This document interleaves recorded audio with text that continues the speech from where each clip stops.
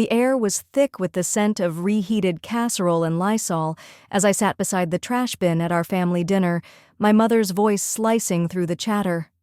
"It's symbolic," she said, her smile sharp and deliberate.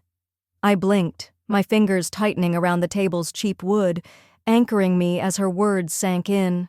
She leaned forward, her smug grin perfected over years. "You throw out what's broken," she added, as if commenting on the breeze. My father's low chuckle followed, heavy with meaning, and my stomach plummeted, the room tilting beneath me. I glanced around the table. No one spoke. My brother Cyrus fiddled with his smartwatch. His wife Lana snapped photos of roasted carrots. Grandpa Ernie chewed slowly, eyes on his plate. My daughter, Lyric, 8 years old with mismatched puffs in her curly hair, clutched her plastic cup, her wide eyes confused, hurt. I couldn't hold her gaze, not with her seeing me labeled as trash. I forced a hollow laugh. "Guess I'm lucky with the breeze from the bin," I said, nudging my chair. Silence. My mother turned to Grandpa, offering gravy as if I hadn't just been discarded. My skin burned, a bead of sweat slid down my back despite the freezing house. Mom always cranked the AC, claiming it kept people alert. Control. Always control. The food, mashed potatoes, green beans, dry turkey, looked gray, tasteless. I stabbed a bean, thoughts spiraling. Why did I come? Did I think this time would be different? I'd hoped this dinner after my divorce might mend things.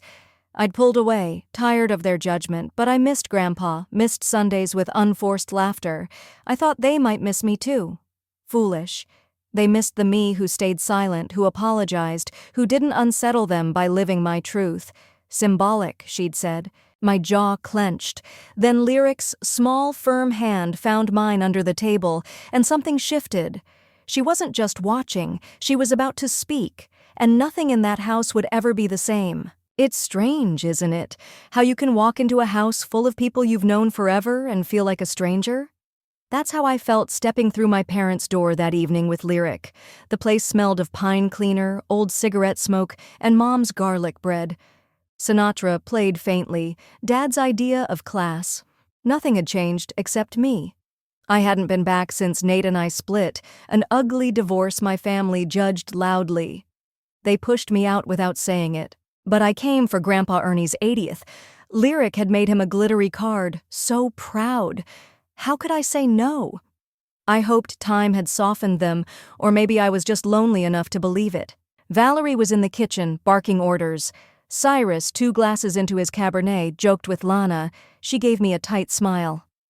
"Wow, you look brave," she said, code for disapproval. I smirked. "Thanks, you look filtered." Cyrus laughed. Lana didn't. Dad nodded from the living room. No hug, just a nod like I was a stranger. But Grandpa Ernie beamed. "There's my girl," he said, his shaky hands warm, "and my favorite great-grandbaby." Lyric ran to him, oblivious to the tension I felt, sharp as thin glass. The table was set, the same wooden one from my childhood. My seat? A folding chair by the trash bin, lower, no cushion, no place card. Valerie glanced over. "Figured you'd want to be near the kitchen in case Lyric needed something." I nodded, silent, not wanting war. I helped Lyric into her chair, sat in mine, already regretting coming. Then Valerie's symbolic comment landed, and I knew they'd set a stage, not a table. I wasn't playing their role anymore. I told myself it was just a chair, but my body knew better, shoulders curled, hands twitching. Dinner began with Valerie conducting, her fake smiles and veiled insults a symphony. She praised Cyrus's investments, Lana's 50,000 followers. My words fell into a void. Then Valerie asked, knife-slicing chicken, "Are you still at that call center job?" "Still," I said, calm. Lana chimed in, "You must be exhausted, taking calls from angry people."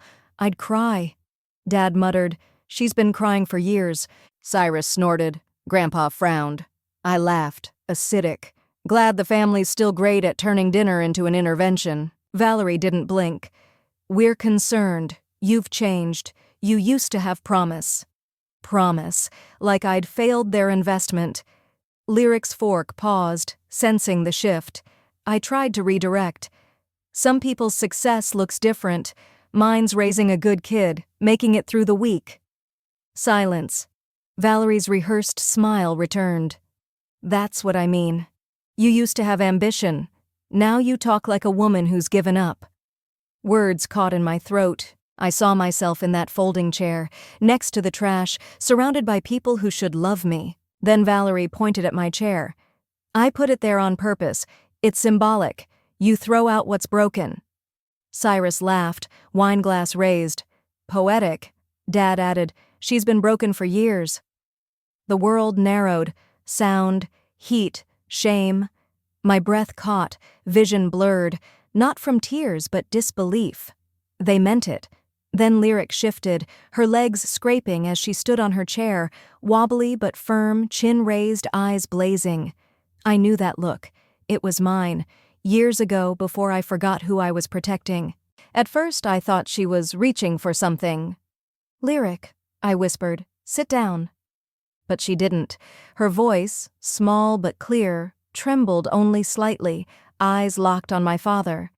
If she's trash, then why is this photo in your wallet? The AC hummed, a fork clinked, a chair scraped. I stared, stunned. Dad blinked. What? Lyric held up her palm, mimicking a photo's shape. The picture of her. You showed it to me once, said it was your favorite. His face reddened, caught not in a lie but a truth he didn't expect to matter. He fumbled for his wallet, pulling out the photo. Me, holding Lyric the day she was born, exhausted but smiling like I'd found light. Everyone stared. Valerie's expression darkened. That doesn't prove anything, she muttered, sipping wine. But the silence crackled, no longer awkward but loud with what couldn't be undone. My daughter had torn their narrative apart with one sentence. I felt it. Not pride, but recognition, like I'd seen myself return through her. I stood, knees stiff. Thank you, Lyric, I said, hand on her back. You can sit now. She nodded, lowering herself, eyes still on Valerie. I didn't yell or throw my plate. I looked at each face, all eager to define me. I think we're done here, I said, just loud enough. Grandpa Ernie gave a small nod, finally. I helped Lyric down, took her hand, and walked out, barefoot, steady, stronger than when I'd arrived. This wasn't about a seat anymore. It was about refusing tables where love had conditions. Outside, the night air hit like a wave. Cool, honest, no AC chill or fake smiles. Cicadas hummed, grass and hydrangeas scented the air. I exhaled, shaky, my grip on Lyric's hand loosening. She held tighter. You okay, Mama? She asked. I crouched on the porch, eyes level with hers. Her face was serious, worried, but certain. I brushed her curls back. I should be asking you that. She shrugged. They were mean, so I said something. Simple, like defending me was nothing. But it took courage, facing a moment no child should. Kids are honest, they see truth clearly. Lyric saw me. I sat on the porch, pulling her into my lap. She rested her head on my shoulder, and I felt power, not loud but deep, settling in my bones.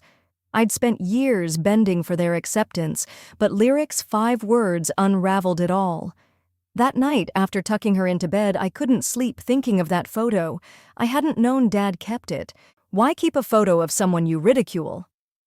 The next morning, a package arrived from Grandpa Ernie, a hand-carved wooden frame with that photo and a note. Even broken things hold value. Some don't see it, but I do. Keep building yourself. Love, E.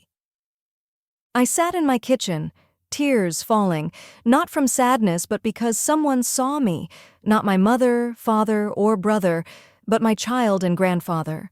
I placed the frame on the windowsill, catching light each morning, a reminder, I'm not broken, just buried. I was unearthing myself. Healing came quietly, like sunlight through a cracked curtain. No apologies came, and I didn't need them.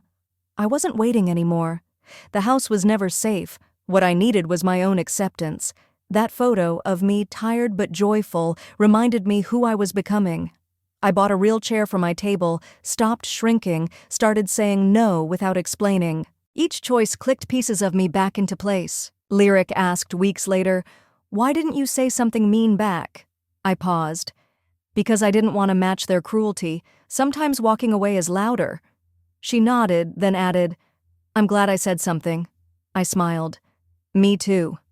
Her stand gave me permission to stop pretending, to build my own table for those who love unconditionally, like her, like Grandpa.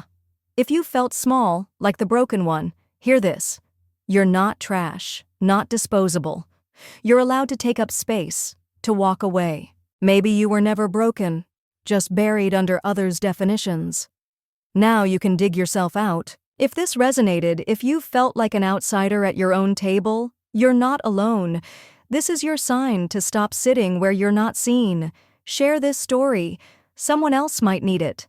Like this video, comment your story. I read everyone. Subscribe for more real, raw moments. Protect your peace and choose the seat where you feel powerful.